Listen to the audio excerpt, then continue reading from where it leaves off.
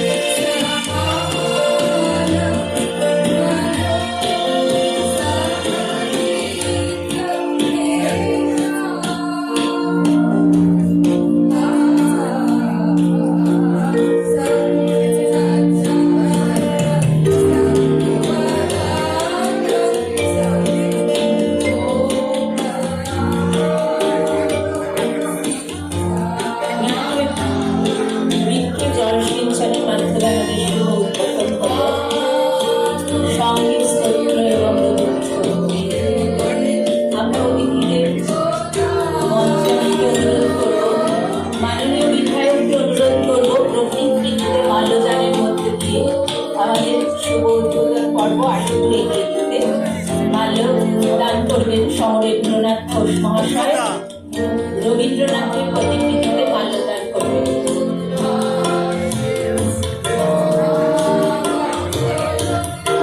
আজকের সভার সভাপতি মহাশয়কে অনুরোধ করব কাজী নজরুল ইসলামের প্রতিকৃতিতে মাল্যদান করে দিনটিকে আরো সুন্দরতর করে দিতে। রয়েছেন জানাব আলতাফ শেখ,